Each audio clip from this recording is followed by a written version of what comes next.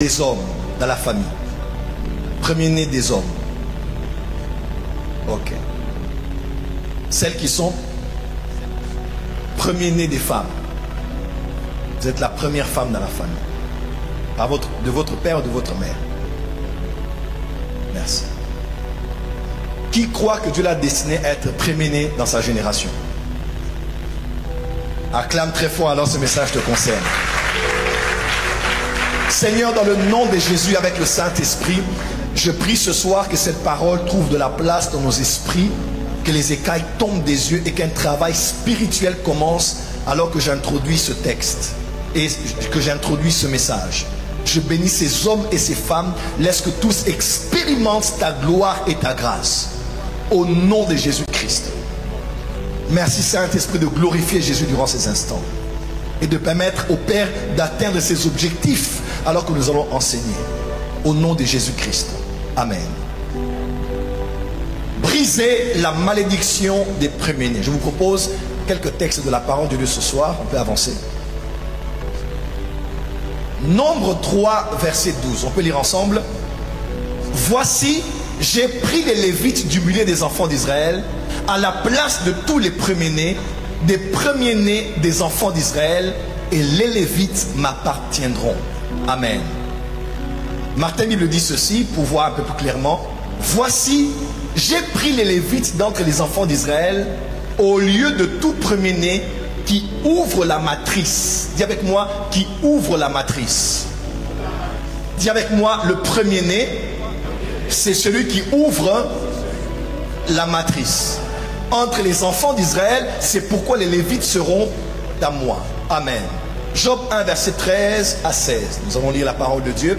Un jour que les fils et les filles de Job mangeaient et buvaient du vin dans la maison de leur frère aîné, notez avec moi, dans la maison de leur frère aîné, que Dieu te fasse de toi un frère aîné auprès de qui tes frères et sœurs peuvent aller se réjouir. C'est un sujet de joie pour ta famille, au nom de Jésus. Un jour, alors que les fils et filles de Job mangeaient et buvaient du vin dans la maison de leur frère aîné, il arriva auprès de Job un messager qui dit: les bœufs labourés et les ânesses passaient à côté d'eux. Des Sabiens se sont jetés dessus, les ont enlevés et ont passé les serviteurs au fil de l'épée, et je me suis échappé moi seul pour t'en apporter la nouvelle. Verset 16. Il parlait encore lorsqu'un autre vint et dit: le feu de Dieu est tombé du ciel, a embrasé les brebis et les serviteurs et les a consumés, et je me suis échappé moi seul pour t'en apporter la nouvelle. Amen. Texte suivant. Matthieu 22, verset 24 à 27. Maître, Moïse a dit: si quelqu'un meurt sans enfant, son frère épousera sa veuve et suscitera une postérité à son frère. On appelle ça le droit de rachat, n'est-ce pas? Verset 25. Or, il y avait parmi nous 7 frères. Notez avec moi. Parmi nous 7 frères, le premier, dis avec moi, le premier. Encore le premier. On dit, ils étaient à 7. Le premier se maria et mourut. Et comme il n'avait pas d'enfant, il laissa sa femme à son frère. 1. Le premier parmi les 7 s'est marié. 2. Il mourut sans enfant. Elle était stérile ou il était, je ne sais. On dit, il en fut de même du second. Ce qui était arrivé au premier est arrivé de même au second, puis au troisième, jusqu'au 7e. Après eux tous, la femme mourut aussi. Notez bien, le premier se maria et mourut comme il n'avait pas d'enfant. Il laissa sa femme à son frère. Il en fut de même du second. Même histoire répétée au second, au troisième, jusqu'au 7e. Après eux tous, la femme mourut aussi. Amen. Je vais vous asseoir, on acclame pour la parole du Seigneur.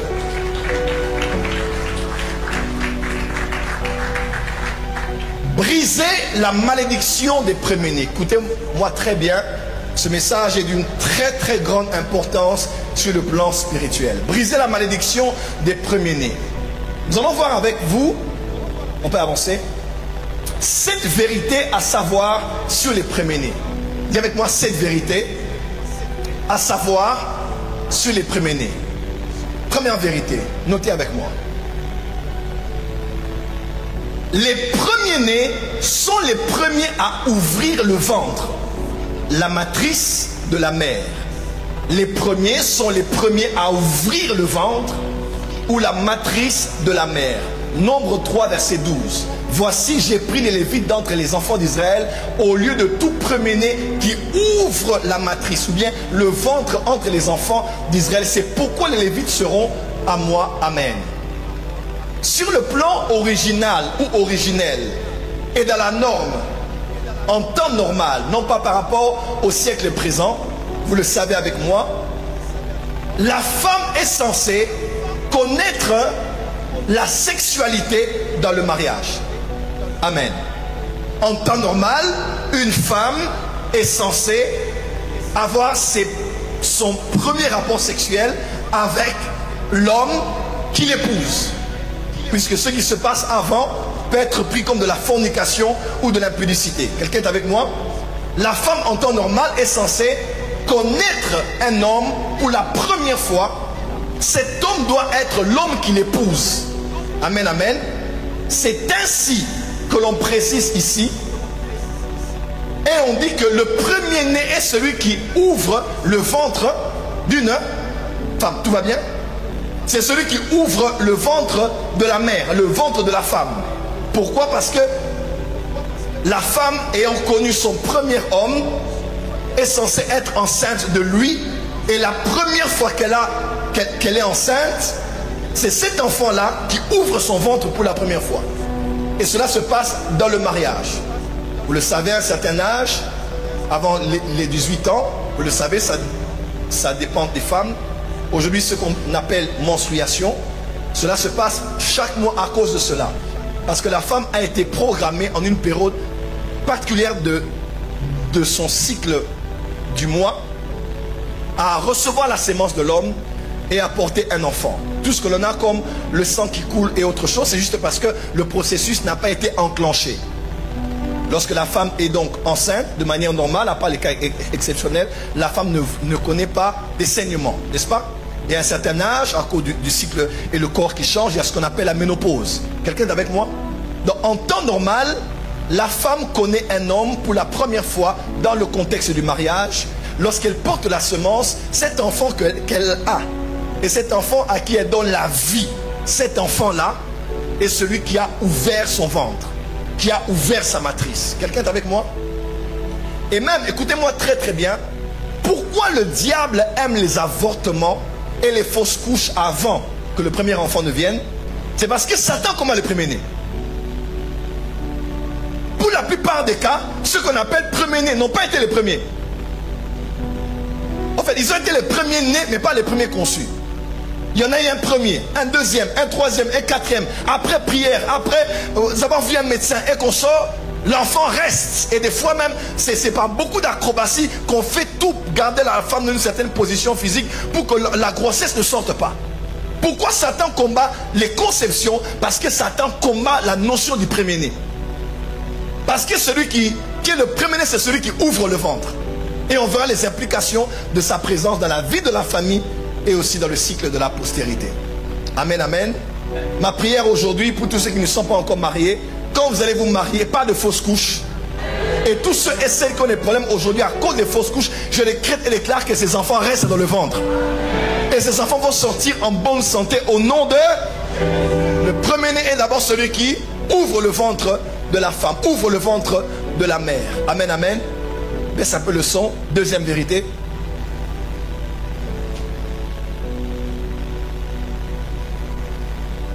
Deuxième vérité. Les premiers-nés appartiennent à Dieu. Exode 13, verset 2. Consacre-moi tout premier-né parmi les enfants d'Israël, tant des hommes que des animaux, il m'appartient. Nombre 3, verset 13. Car tout premier-né m'appartient. Le jour où j'ai frappé tous les premiers-nés dans le pays d'Égypte, je me suis consacré tous les premiers-nés en Israël. Tant des hommes que des animaux, ils m'appartiennent. Je suis l'Éternel. Il y a une loi fondamentale que l'on appelle la loi des premières choses. Dans la loi des premières choses, il est important de savoir, Genèse 1, verset 1, au commencement Dieu. Dans la loi des premières choses, Dieu est et doit rester la priorité, doit être en premier. En grec, le mot l'adverbe, c'est ça, premièrement. Premièrement, c'est le mot proton. Proton en grec, il veut dire premier en place, en position, en influence, en autorité. Recherchez premièrement, proton. Quelqu'un est avec moi? Dépose ton offrande et va premièrement arranger avec ton frère, disait Jésus. Donc en premier lieu, c'est d'abord Dieu. Dieu doit être en premier. Et puisque Dieu est en premier, tout ce qui vient en premier appartient à Dieu. Les premières heures de la journée, le premier salaire du mois, le premier dixième prélevé avant une quelconque dépense. Tout ce qui est en premier doit être à Dieu parce que ça fait partie de la loi des premières choses. Et dans la loi des premières choses, tout ce que l'on met en premier est ce qu'on appelle et ce qui appartient à Dieu. Donc Dieu, vu qu'il est le premier, tout ce qui est en premier doit venir à lui. Je vais vous expliquer quelque chose. Pourquoi pourquoi Dieu décide que l'on lui donne ce qui est en premier? Parce que pour Dieu, et même dans le commun des mortels, tout ce que l'on fait ou à qui on donne une première place révèle l'importance que cette chose a pour nous. C'est la vérité. Voilà pourquoi, si la première chose à laquelle tu penses quand tu te réveilles, c'est l'argent, l'amour de l'argent habite dans ton cœur. Si la dernière des choses à laquelle tu penses quand tu veux fermer les yeux avant de dormir, c'est l'argent, c'est que l'argent a déjà pris ton cœur.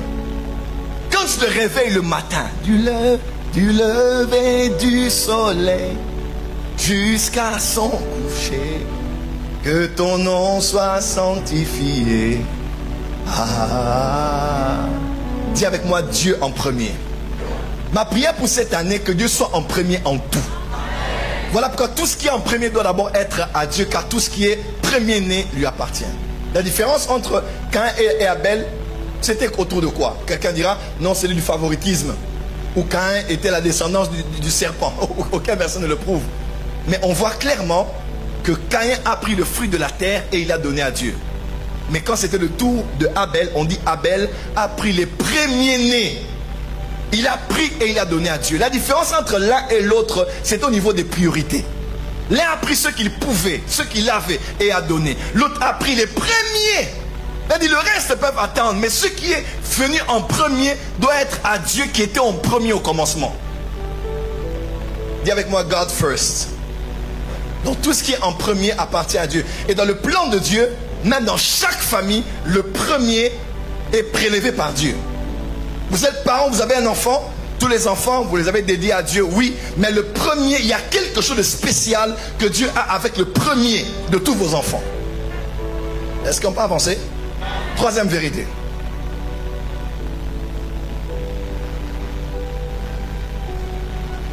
Les premiers-nés sont les privilégiés de la prééminence, qu'on appelle aussi droit d'aînesse. Genèse 49, verset 3 à 4. Ruben, toi mon premier-né, notez ceci, ma force est les prémices de ma vigueur, supérieur en dignité et en supériorité, supérieur en puissance, impétueux comme les eaux, tu n'auras pas la prééminence. Écoutez-moi bien, on dit tu es le premier-né mais tu n'as pas la prééminence. Parce qu'en temps normal, le premier-né a un privilège qu'on appelle la prééminence. La prééminence est égale aussi à droit d'aînesse. Ésaü est né en premier, ils étaient jumeaux, il était jumeau, n'est-ce pas? Il naît en premier-né, ils sont tous sortis au même instant avec son frère, bien qu'il est sorti avant lui, n'est-ce pas? Il y a eu Ésaü et puis il y a eu Jacob, c'était les jumeaux, n'est-ce pas? Lorsqu'ils viennent au monde, on précise clairement que Jacob n'avait pas le droit d'aînesse. Le droit d'aînesse était venu chez Ésaü. Pourquoi? Parce qu'il était sorti en premier. Le fait qu'il naisse en premier, il a eu la part, un privilège attaché au premier-né qu'on appelle le droit d'aînesse. Le droit d'aînesse, c'est le privilège des premiers-nés. Mais il est possible que ce droit d'aînesse soit perdu et qu'il soit donné à celui qui n'est pas le premier-né. Je vais aller plus loin, mais tout à l'heure. Mais il faut déjà savoir que tout celui qui est premier-né a un privilège. On appelle ça le droit d'aînesse. Le droit d'aînesse, c'est un pouvoir spirituel, une position spirituelle attachée à celui qui est en premier. Le droit d'aînesse. Droit d'aînesse. Un pouvoir usurpé par Jacob, au point où quand le père touche Jacob. Il a béni Jacob comme s'il avait béni Ésaü. Pourquoi? Le pouvoir est spirituel. Que Dieu t'accorde la prééminence. Et vous allez voir plus loin que la plupart des premiers-nés n'ont pas la prééminence. La plupart des premiers-nés n'ont pas la prééminence. La plupart de ceux qui sont nés, on est à 4 dans la famille, à 5, à 7 prophètes, on est à 12 de par mon papa qui a eu beaucoup de femmes et ainsi de suite. Quand vous regardez bien, les premiers-nés ratent très souvent la prééminence. On le verra au courant de l'enseignement. Ce sont les premiers-nés qui ont beaucoup de problèmes mentaux, spirituels, physiques, sociaux, même pour étudier. Les premiers-nés sont des fois très combattus. Pourquoi? Satan sait très bien qu'il doit les faire perdre la prééminence. Et on verra pourquoi tout à l'heure. On peut aller à la quatrième élément. Les premiers-nés sont la fondation de la famille après le père. Comment? Ah là, il faut écouter ce que je veux dire maintenant.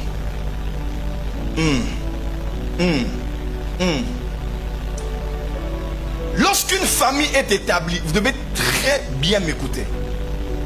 Ceux qui sont à la tête de la famille, ce sont les parents. C'est-à-dire c'est le père et la mère. Quelqu'un m'entend? C'est le père et la mère. Les parents ont une valeur sacrée dans le monde spirituel et dans la parole de Dieu. Honore ton père et ta mère. En les honorant, il y a une promesse attachée à cet honneur. Tu vivras longtemps. Tu auras une vie de qualité et en quantité. N'est-ce pas?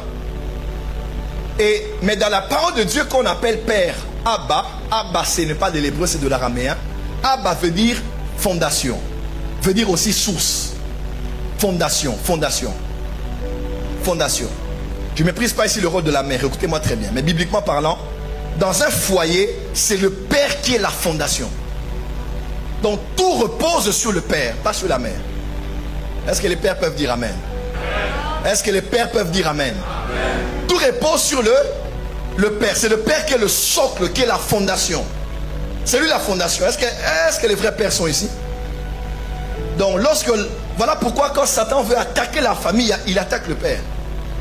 Et même quand Ève a donné à son mari qui était à ses côtés le fruit de l'arbre défendu, Dieu n'a pas dit Ève, où es-tu? Il a dit mais Adam, où es-tu?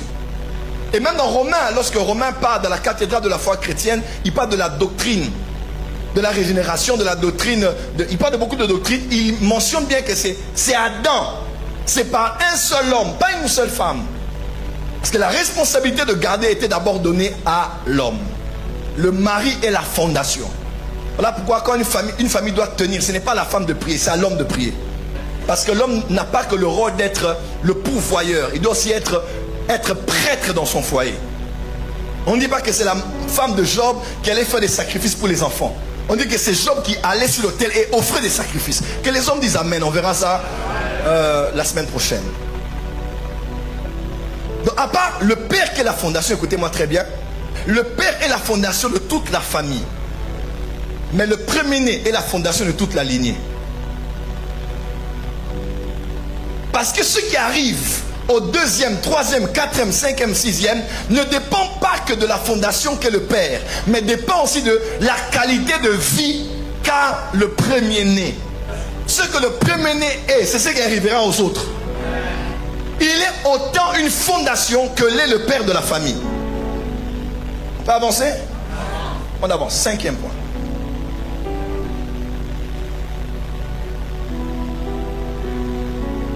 Les premiers-nés sont la force, la vigueur du père et la force de la famille. Oh, que Dieu fasse de toi la force de ta famille. Ruben, toi mon premier-né, ma force, les prémices de ma vigueur, supérieur en dignité et supérieur en puissance. Psaume 105, verset 36. Il frappa tous les premiers-nés dans leur pays, toutes les prémices de leur force. Les prémices de la force de ce pays ont été identifiés comme étant les premiers-nés. Le premier-né est censé être la force de la famille et non la faiblesse de la famille. Il est censé être la fierté de la famille. Il est censé être le modèle sur lequel tous les autres, à quoi tous les autres veulent ressembler. Je veux être comme notre grand frère. Je veux être comme notre grande sœur. Mais Satan a travaillé pour que tous les enfants veulent ressembler aux autres de l'extérieur et jamais à leur frère aîné ou à leur sœur aînée. Parce qu'ils ont été combattus, ils ont été attaqués. Et pour la plupart, ils n'ont même pas compris leur position prophétique dans la famille. Écoutez-moi, quand un père prie, il y a une puissance. Quand une mère prie, il y a une puissance. Et quand un premier-né prie, tu n'as pas compris ce que je voulais dire. La prière est puissante dans la famille, adressée à Dieu par tous. Mais la prière est un peu plus puissante, l'autorité est un peu plus grande, les implications spirituelles sont beaucoup plus profondes quand c'est le père qui prie, quand c'est la mère qui prie, ou quand c'est l'aîné. Je me lève dans cette famille comme le premier-né de la famille. Je suis la force de mon père et de ma mère. Le premier qui a ouvert la matrice de ma maman. Le premier à avoir porté le code génétique de la famille. Le premier à avoir eu le sang de la famille. Le premier à avoir eu le nom de la famille. Je me lève pour mes petits frères et mes petites sœurs. Le divorce ne vous atteindra pas. La maladie ne vous touchera pas. Est-ce qu'un premier-né peut se lever et dire Amen ici? Le père a un pouvoir dans sa prière. La mère en a aussi. Mais le premier-né doit être conscient que quand tu pries, le monde spirituel bouge. Macabrada Sova. Et quand un premier-né a cette conscience, sa prière est différente. Parce qu'il est le gardien de ses frères. Le gardien de ses sœurs. Caïn ne disait-il pas, suis-je le gardien de mon frère? Et Caïn était l'aîné de la famille. Adam connut Ève et ils eurent leur premier enfant qu'on appela Caïn. Il connut encore sa femme et il eut un deuxième qui s'appela Abel. Caïn était le gardien de son frère. Vous êtes premier-né, femme, vous êtes la gardienne des autres. Bah, je fais ma vie, je suis allé quelque part, je fais ma vie. Non. Dans le plan de Dieu, tu es censé être celui qui garde le jardin, qui garde la famille. Et vous savez avec moi que les premiers-nés partagent le rôle de parents avec les parents. En pédagogie, en temps normal, les parents s'investissent beaucoup chez les aînés. Parce que lorsque le deuxième ou le troisième viennent, ce sont eux qui assistent les parents dans l'éducation des autres. C'est ça la logique. Maintenant imaginez, vous avez raté l'éducation du premier-né. Vous devez refaire avec le deuxième ce que vous avez fait avec le premier. Vous devez avoir tout le temps, toute l'attention. Et pourtant, si le travail a été bien fait, Myriam, viens, occupe-toi des autres. Et vous allez même voir le deuxième, troisième, quatrième, quand ils grandissent, ils disent, on avait nos parents, mais notre grande sœur, c'est comme notre petite maman. Notre grand frère, c'est comme notre petit papa. Et avec moi, premier-né. On peut avancer? 6e point.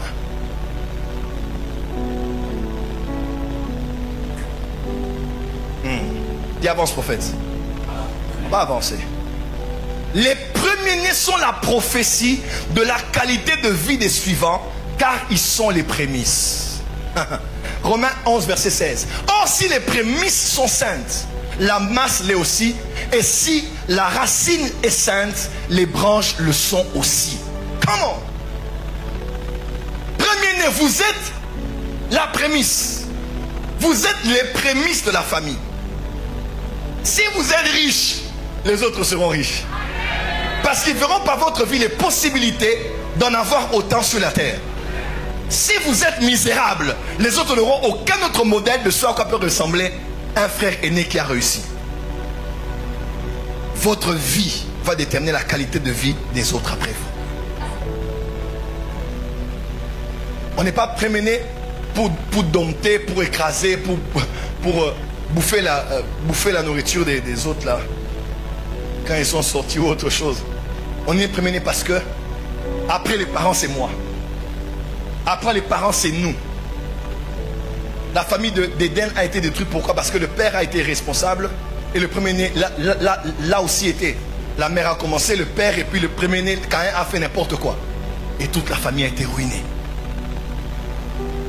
Le premier-né a une responsabilité prophétique. Voilà pourquoi, si tu es premier-né, tu dois réussir. Tu dois réussir. Ta réussite doit être une inspiration, un modèle,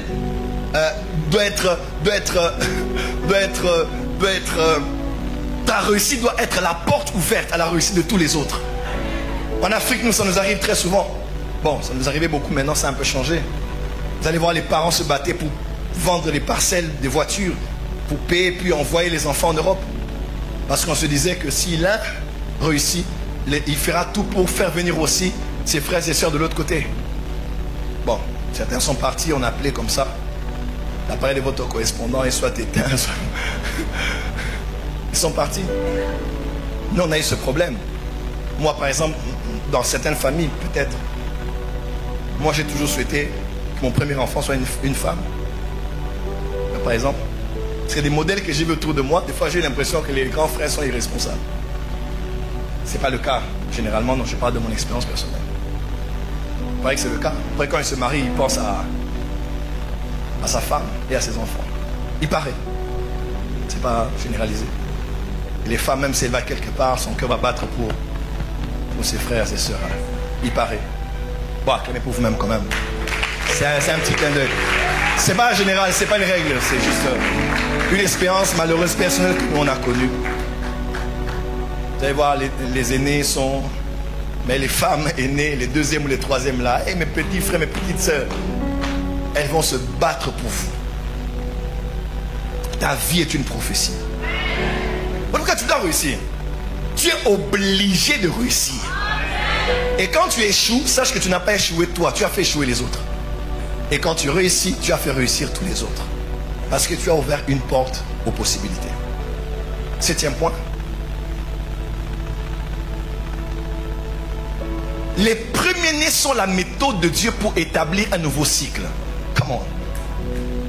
Hébreux 1, verset 6. Et lorsqu'il introduit de nouveau dans le monde le premier-né, il dit que tous les anges l'adorent. Comment? Colossiens 1, verset 15. Il est, Jésus, l'image du Dieu invisible, le premier-né de toute la création. Lorsque Dieu veut commencer quelque chose de nouveau sur la terre, il établit celui qu'on appelle un premier-né. Il engage celui qu'on appelle un premier-né. Regardez avec moi. Lorsque Dieu a voulu mettre fin aux oppositions de Pharaon, Dieu a dit d'accord, je sais ce que je vais toucher pour ouvrir la voie et libérer mon peuple. J'ai envoyé la grêle, j'ai changé l'eau en sang, j'ai touché l'économie en touchant le Nil, n'est-ce pas? J'ai touché la pêche, les imports, les exports et tout ce qui est des fruits de la mer. J'ai touché l'atmosphère, j'ai envoyé la nuit, les ténèbres et autres. Maintenant, c'est la prise finale. Pour ouvrir la voie à une saison d'indépendance et de libération, Dieu est allé. Un ange a été envoyé spécialement pour ne pas toucher les deuxièmes, les troisièmes. Il y a une angéologie envoyée et assignée au premier-né. L'ange qui était là en cette nuit, en sillonnant les rues de l'Égypte, n'avait que pour indication les premiers-nés. Partout dans une maison, il y avait un premier-né. L'ange l'identifiait et le reconnaissait. Par quoi? Par son sang, par son nom, par quoi? Les premiers-nés sont reconnus dans le monde spirituel. Aïe, aïe, aïe, aïe, aïe, aïe, aïe, aïe, aïe, aïe, aïe, aïe, aïe, aïe. Et s'il se pourrait qu'il y ait une angéologie spéciale, un mouvement spirituel qui arrive des fois au premier-né. C'est quand Dieu a touché les premiers-nés des Égyptiens qu'il a fait d'Israël son premier-né. Vous voyez ça dans Exode 4. Il a fait d'Israël maintenant son premier-né. En ayant touché les premiers-nés. C'est une histoire de hôtel contre hôtel, premier-né contre premier-né. Acclame pour le Seigneur, on va avancer. Et quand Dieu a voulu faire quelque chose de nouveau sur la terre, après l'ère de la loi, à la fin de l'ère de la loi, il a envoyé son fils né sous la loi. Galates chapitre 4. Et Jésus est né là, comme premier-né, pour ouvrir la voie à tout le reste. C'est pour ça qu'on appelle Jésus le premier-né d'entre plusieurs frères. Aïe, aïe, aïe. Ah, tu n'as pas dit amen. Tu n'as pas dit amen. Pourquoi sommes-nous appelés enfants de Dieu? Parce que notre premier-né s'est sacrifié à la croix. Et Jésus est notre grand frère. Jésus n'est pas que le Seigneur et le Sauveur. Hein? Dans la famille spirituelle à laquelle nous appartenons, Jésus est notre grand frère. Le premier-né de tous les enfants du Père. Aïe, aïe, aïe, aïe, aïe, aïe, aïe. Et comme Jésus a vaincu, tu vaincras aussi. Comme Jésus a gagné, tu gagneras aussi. De la même manière, toi aussi dans ta famille biologique, puisque tu as gagné, les autres gagneront. Au nom de l'aîné, le premier-né est la méthode. Quand Dieu veut changer les choses, il introduit un nouveau concept. Il introduit le premier-né. Votre famille va passer par une autre saison maintenant. Mais le premier-né va connaître la gloire de Dieu. Les premiers-nés, levez les mains. Des hommes ou des femmes. Mais vous êtes premier-nés. La main de Dieu vient sur vous. Vous allez réussir. Je dis, vous allez réussir. On avance. Les 8 types de premiers-nés. Je parle peut-être de 3 premiers. Et puis on va prier. Je vais vous laisser. D'accord? 8 types de premiers-nés. Écrivez avec moi. Premier point. Le premier-né par naissance. Genèse 4, verset 1. Adam connut Ève, sa femme, et elle conçut un enfant, Caïn. Elle dit, j'ai formé un homme avec l'aide de Dieu. Le premier-né est l'expression de l'aide de Dieu dans une famille. Quand il vient, quand une femme est enceinte, elle met au monde son premier fils, sa première fille, son premier enfant. Il est l'expression, elle est l'expression de l'aide de Dieu dans cette famille. Que Dieu vous aide dans la famille. Est-ce que vous savez que Caïn était le premier-né? Donc le premier enfant, c'était Caïn. On va même regarder Jésus. Jésus était le premier-né de la famille de Marie. On dit, n'est-ce pas, Marc 6, verset 3, n'est-ce pas le charpentier, le fils de Marie, le frère de Jacques, dont on parle de Jésus, n'est-ce pas? Jésus, le charpentier, il était fils de Marie. Ses frères étaient Jacques, Joseph, Jude. Il avait aussi Simon, et il avait aussi des sœurs. Quand on parle de Jacques, c'est celui qui a écrit l'épître de Jacques. Ok? L'épître de Jacques. Jude, c'est celui qui a écrit Jude, avant Apocalypse. C'est lui. Et Jude était prophète. Acte 15, verset 32. Jude était prophète. Donc Jésus, le premier fils de Marie, avait une profession d'être charpentier. Il avait une mère et il avait des frères et sœurs. Et puisque Jésus, en tant que premier enfant, était un don de Dieu, était dans le ministère, vous voyez, même tous ceux de la famille ont aussi été touchés. Un apôtre Jacques et un prophète Jude. Comment? Je déclare sur les premiers-nés de tous tes enfants. Ils auront une telle qualité de vie en servant Dieu que tous les autres auront soif de servir Dieu comme leurs frères et leurs sœurs. 1 Samuel 1, verset 20. Dans le cours de l'année, Anne devint enceinte et elle enfanta un fils qu'elle nomma Samuel. Car, dit-elle, je l'ai demandé à l'Éternel. Verset 21, chapitre 2. Lorsque l'Éternel eut visité Anne, elle devint enceinte et elle enfanta 3 fils et 2 filles. Et le jeune Samuel grandissait auprès de l'Éternel. Donc, Anne a eu Samuel et après, elle a eu combien de fils? 3 fils et combien de filles? 2 filles. Ils étaient à combien dans la famille? À 6. 6. Il y avait 3 fils, 2 filles et Samuel était l'aîné. Ils avaient un Yahya naziréen.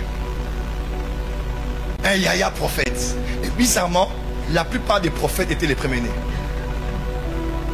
La plupart, pas tous. Samuel était premier-né. Jean-Baptiste était premier-né. Jésus était premier-né. Que les premiers-nés soient visités par Dieu ce soir. Dis amen très fort. Oh mon Dieu, cet enseignement. Deuxième type de premier-né. Le premier-né par adoption. Prophète Joël Francis Tatou, que veut dire premier-né par adoption? C'est-à-dire, j'ai 5 enfants, 2 filles et 3 garçons. 2 filles et 3 garçons. Et l'aîné est une fille. Mais Dieu me fait grâce. L'aîné qui est une fille a 32 ans. J'ai 5 enfants. L'aîné est une fille, 32 ans. 2 filles. Et puis les 3 derniers sont des garçons. Et Dieu fait grâce.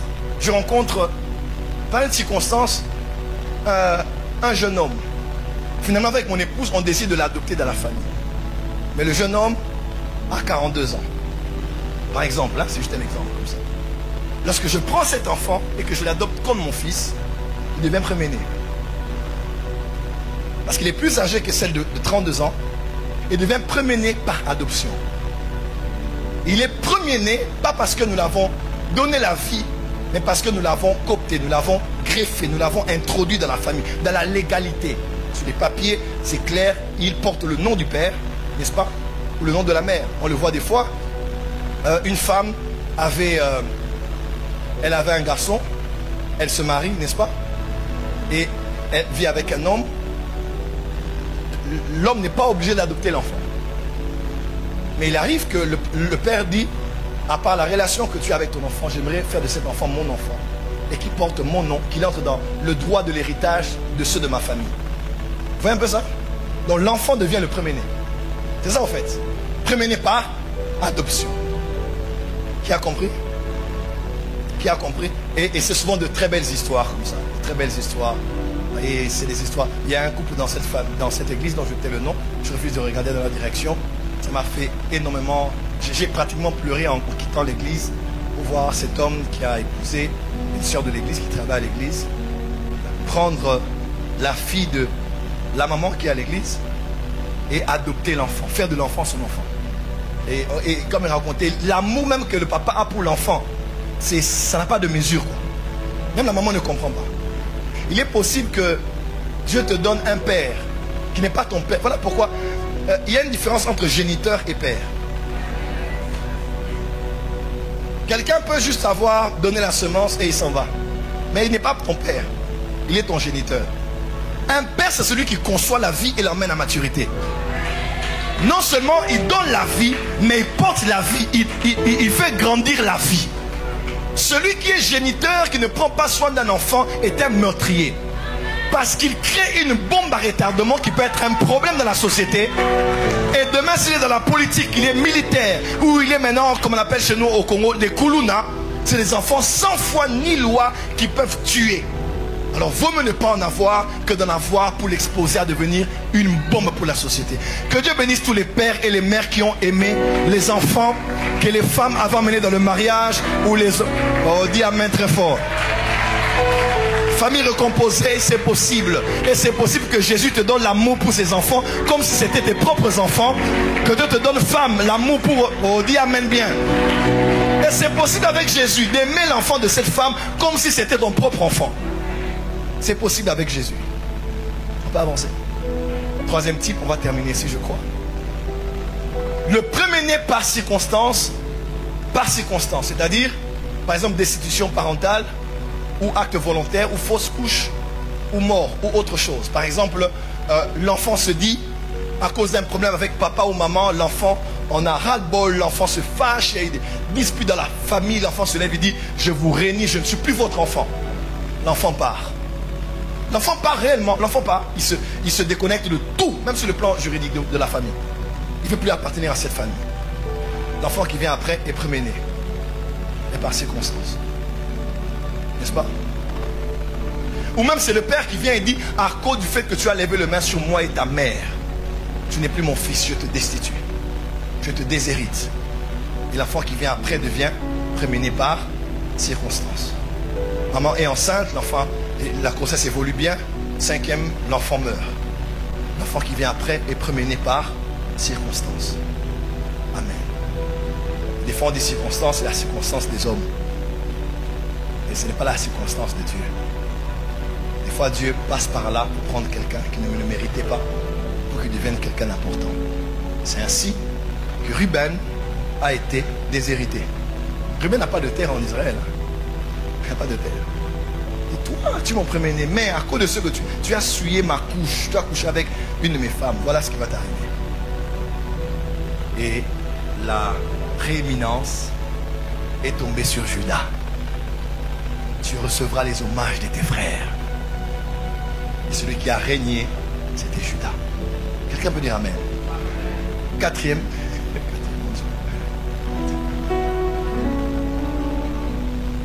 Bon, on va aller vite. Le premier-né, fils unique. C'est-à-dire, il y a des gens ils n'ont ni grand frère, ni petit frère, ni grande soeur, ni petite soeur.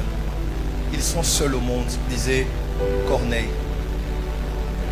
Je suis seul au monde. Hein? Lui, il est seul. Il a ouvert le ventre, il a fermé le ventre. il a les clés de la mort et de la vie. Il ouvre, personne ne fermera. Et il ferme, personne n'ouvrira. Lui, il est venu dans la famille. Lui, il est entré. Donc, quand il a cassé la baraque, il est entré. Il a fermé. Maman, depuis 15 ans, est prise. Donne-moi un autre enfant. Il a dit jamais. Personne n'entrera ici. Amen. Est-ce qu'il y a des fils et filles uniques ici? Yo. Yao. Vous êtes où comme ça? Et t'as pas de yaya, pas de... Seul. Qui d'autre encore? Et Elodie, c'est ça. Qui d'autre? Oh. Tous les foyers ici qui ont eu déjà un enfant mais qui ont difficile à avoir un deuxième, que Dieu te donne un deuxième, un troisième au nom de Jésus. Je termine ici. 5. Le premier-né de sexe, c'est aussi la première fille ou le premier fils. Oh, le premier garçon, la première fille. Qui sont les aînés des garçons ici? Moi, je ne suis pas l'aîné des garçons. Qui sont les aînés des filles ici? C'est aussi être aîné. Hein? C'est-à-dire qu'on peut avoir un grand frère, mais une jeune sœur ne prend pas forcément pour modèle son grand frère. Mais elle prendra pour modèle sa grande sœur. Elle voudra parler comme toi, être comme toi, s'habiller comme toi. Elle voudra toujours ressembler à sa yaya, sa grande sœur.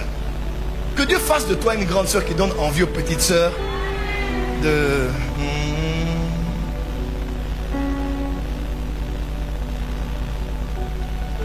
Amen. Sixième. Merci. Sixième.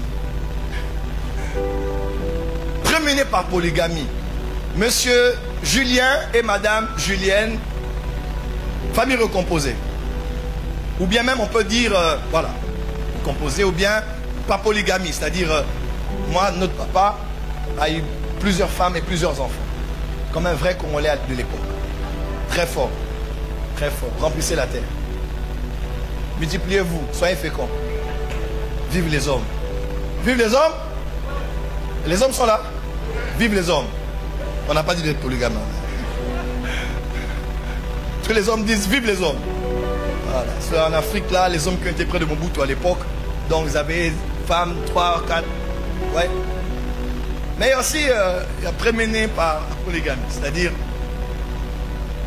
je suis le grand frère, je suis le grand frère de tous les hommes de la famille. J'ai des petits frères, petites sœurs, tout ça, mais je suis le premier homme de tous les hommes, ou la première femme de toutes les femmes de notre père ou de notre mère. Lorsqu'on rassemble tous les enfants, l'aîné des fois c'est l'enfant d'une première relation que papa avait à l'université. C'est même pas les officiels là. C'est un enfant qui est quelque part en Bretagne, quelque part en Haïti. Vous savez de ces nouvelles, on ne sait pas où il est. On a appris qu'on avait un frère quelque part. Amen, amen. Moi j'ai une soeur qui était... Mon père allait en mission diplomatique pour ouvrir l'ambassade en Éthiopie. Quand il passa par là, il se souvint que Dieu dit multipliez la terre, multipliez-vous, remplissez la terre. Mon père dit, enfin, je vais passer par ici sans pour autant laisser des traces. Allez. Et plusieurs années après, nous apprîmes, c'est ça? Nous apprîmes. Assez simple, s'il vous plaît. Nous apprîmes que nous avions une sœur qui s'appelait Rosa et elle est éthiopienne. Quand tu la vois, tu dis, mais ça c'est une tatou. Le sang c'est quelque chose. Hein. Vous savez, une fois, en tout cas, arrêtez-moi cette prédication parce que je dois partir. Dites, n'avance pas, prophète. Voilà. On est au Nigeria, à Lagos. On avait appris au Congo qu'on avait des frères et sœurs au Nigeria. Alors, mon père a été ambassadeur du Nigeria, du Zaïre au Nigeria. Alors, nous, de notre maman, on arrive à Lagos. Et on avait une maison. Et on va à l'école. On devait étudier à une école qui s'appelait Adrao. C'est l'école de les milices de Moulélé qu'on a appris pour ceux qui sont au Congo. Il avait une grande école anglophone, francophone. On devait étudier là. Et on arrive à l'école, on entre à l'école et on se met, je crois, c'est à la réception. C'était moi, ma soeur, tout ça. On s'est assis. Et quand on s'assoit, on regarde en face de nous. Oh! Oh! Le sang c'est quelque chose, hein? On a vu aussi des enfants qui nous ressemblaient. J'ai dit, On commence, le sang c'est quelque chose quoi. Donc on a senti que il y a quelque chose avec ces gens. Et puis entra Monsieur Tatou. Un bel homme là. Quand le vieux est entré, nous on a dit papa. Et aussi ils ont dit papa. Il a dit allez faites connaissance là-bas. Et puis on a fait connaissance. Léa nous ont pris, on a fait connaissance et puis la vie a commencé. Que Dieu bénisse sa parole. Je vais demander à l'évangéliste Myriam de prier. On va prier pour les aînés, n'est-ce pas? On va prier pour la famille, on va prier pour que Dieu fasse que les aînés soient les alliés des parents. Une fois c'est le plan du diable, qu'il y ait une cassure entre les parents et les aînés. C'est pour déstabiliser la famille.